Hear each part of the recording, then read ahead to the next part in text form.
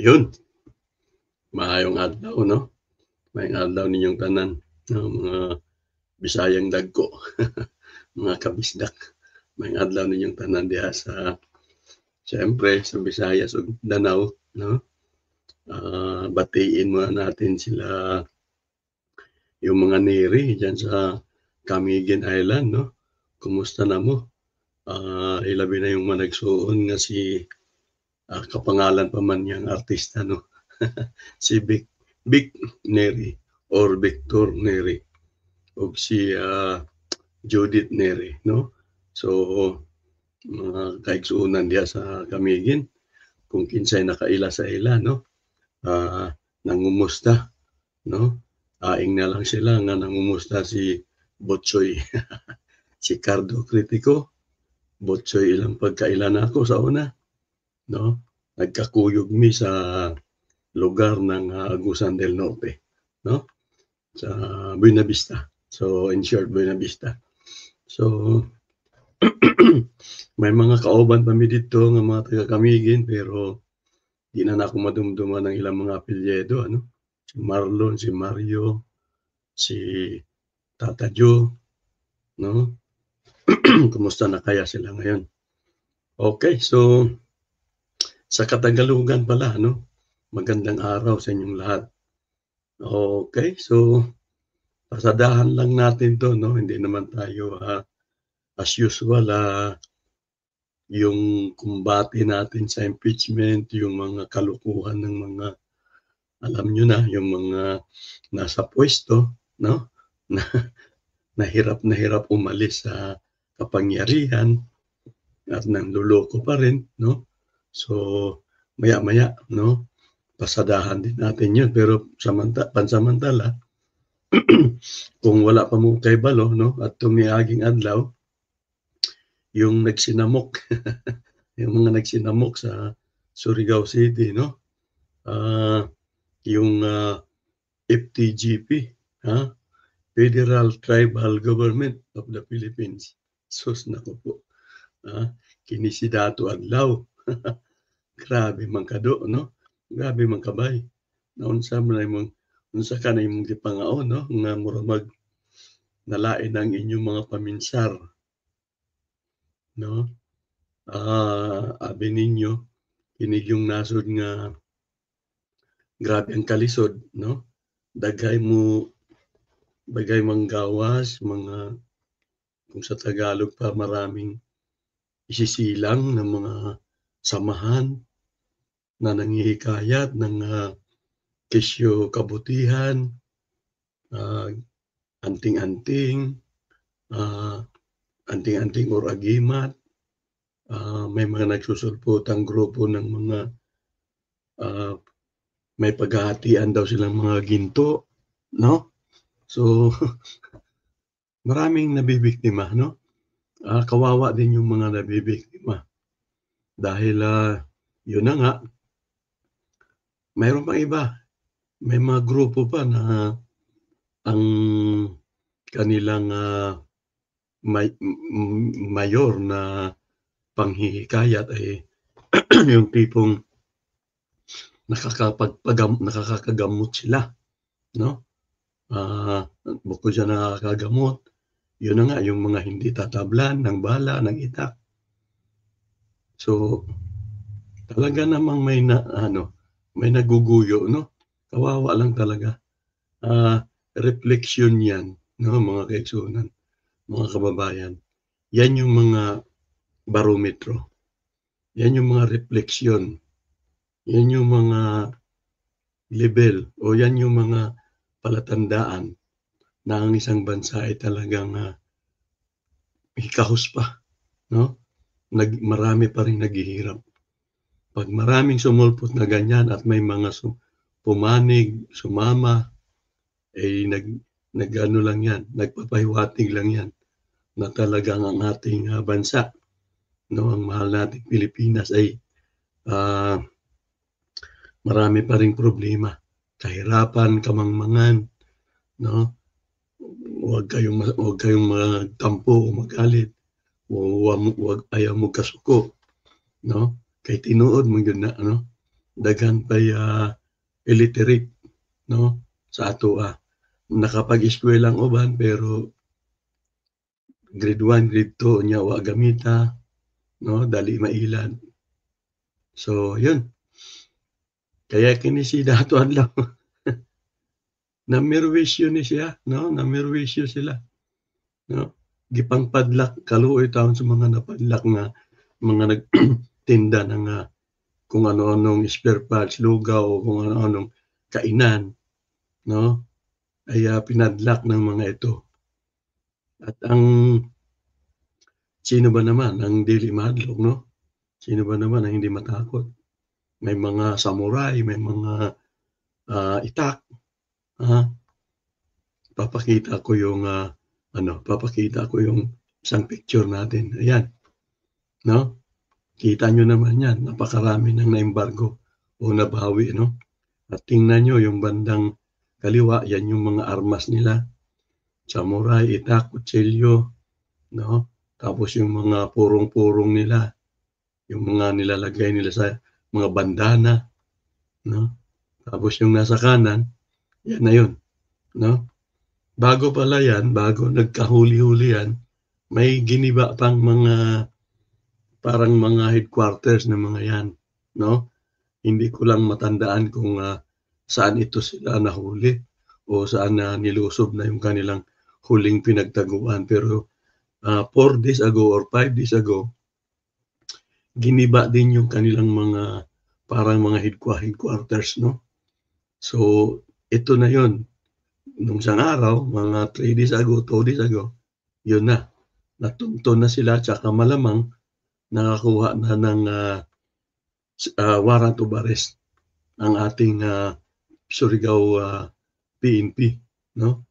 So, ang madadagdag lang natin, bakit kasi itong Surigao LGU, no? Yung local government ng Surigao. Ito, panawagan natin sa lahat, hindi lang sa Surigao, no? Mapa-Luzon, mapa-Visayas, mapa-Mindanao. Dapat talaga maging alerto kayo, no? Kasi hindi, buti kayo, may mga, lalo na kung ikaw ang mayor, vice mayor, may mga bakod siguro yung mga bahay nyo. Ang kawawa kasi yung mga simpleng constituent ninyo, yung mga simpleng lumulupyo lang diya, no? Mga gagmayg balay, walay kural. Para sana nakapangpadlak sila, no? Nakapagmarcha-marcha sila, no? Nagka-formation pa. Biruin mo, hindi naman pala mga taga Surigao yan, no? Nanggagaling naman pala sa iba't ibang lugar sa Mindanao. Bakit hindi napansin, no? Bakit hindi napansin? Yun lang kasi ang nakakapagtaka din dito. At ewan ko kung ang mga kababayan natin dyan kaisa ko, no? Parang tutulog-tulog sa pansitan, no? Pasensya na kayo dyan, pero yun ang lumalabas, no? Biruin mo, nagkaroon sila ng parang nagkita-kita dyan sa isang lugar, sa Sabang, no? At imposible namang wala makakakita kasi mayroon din silang parang mga pagsasamba-samba o pupulong-pulong. So, imposibleng walang makakakita sa mga kakaibang pagmumukha na dumating dyan. No? So, saan bang intelligence natin dyan? No? May pera yung PNP patungkol sa paniniktik. No? Tapos, hindi nyo nagawa ng paraan. Nakapaghasik muna ng takot. No? Ano ba sa Bisaya yun? Nakapag-spread o kahadlok sa mga tao.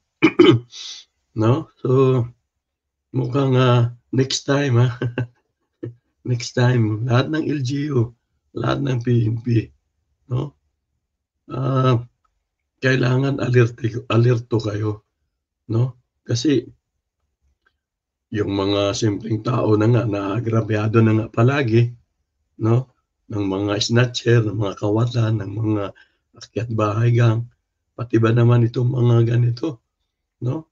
Kaya naaano pa sila, na na naaapektuhan pa sila ng mga ganitong klaseng grupo na kung saan, kitang-kita naman sana ito, 'no? So, ayan na, 'no, nakulong na nga pati itong si Bae. Nakikita niyo yung babae, ang tawag yata diyan, reyna ng mga reyna. Tapos may mga engkantadya pang pinagsasabihan. Ah, ang Panginoon nila ay tila, ah, araw, bato, apoy, ano ba yun, 'no? So, talagang, kawawa yung mga napaniwala. Kawawa din yung mga naging biktima. Nagkaroon ng takot yung mga pinadlak, 'no? So, 'yan nahuli na, 'no, nadakpa na. So, malamang naghihimas na 'yan ng rihas. Pero sabi ko nga, puwede sigurong kasuhan ng mga economic sabotage 'yan. Kasi yung mga negosyo na pinagsasara nila, 'no? Ah, Public scandal, tapos, ano bang tawag nito, yung, pagdadala ng mga bladed weapon, deadly weapon, 'no? So, nagkaroon talaga ng pananakot, 'no? Akala mo mamartsa-martsa sila sa mga barangay-barangay diyan, 'no? Na hindi man lang agad nasita talaga. 'Yun ang pagkukulang diyan, 'no? Tatandaan natin na ilang kulto, ilang kulto na ang mga sinilang at nakapagsagawa ng kung ano-anong, perwisyo, 'no? Na wala namang makakalimot do'n sa yung si Senyor Aguila, ha? Yung sa Socorro, Surigao din 'yun.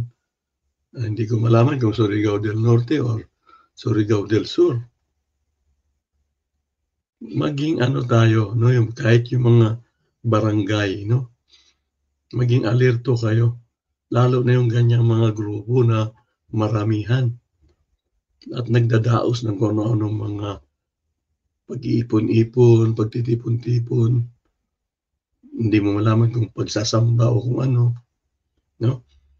Kawawa kasi yung mga kabarangay natin na na namumuhay lang ng, simple, walang armas.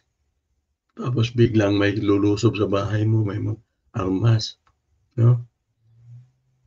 Ulitin ko, 'yan yung gusto nating mangyari. Sana alerto itong mga nasa kapangyarihan, nasa mga alagad ng batas, yung kapulisan natin, 'no?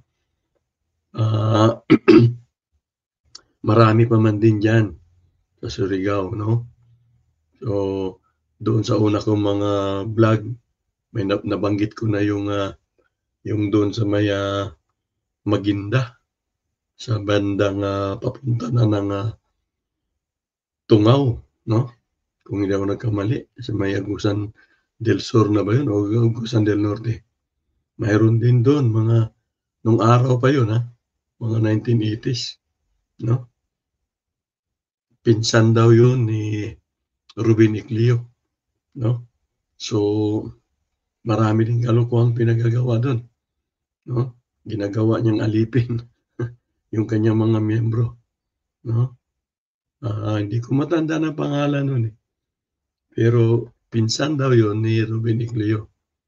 Kaya mga barangay, mga LGU, kapulisan, 'no, sana'y, alerto kayo palagi, 'no? 'Yun lang naman ang gusto nating, sabihin dito at, pinapaalam din natin lalo na sa Mindanao na nahuli na, 'no? Nahuli na itong si Dato Adlaw, 'no? So, kahit papaano, maging, mapayapa na sana yung mga kababayan natin diyan, lalo na yung na-trauma, 'no? yung mga na-trauma sa pinagagawa ng mga ito. Okay, so amping tang tanan, yun lang ano. Salamat sa panunod, no? At paki-share, no? Paki-comment. Kung hindi ka pa nakapag-subscribe, no? Paki-subscribe at pindutin yung notification bell, yung parang kampana diyan para tuwing meron akong vlog ay unang-una kang makakapanood, no? Unang-una kang mabigyan ng notification, no? Okay, amping tang tanan, no? Sa Bisaya amping tang tanan o kung sa Tagalog pala ay mag-ingat tayong lahat. Okay?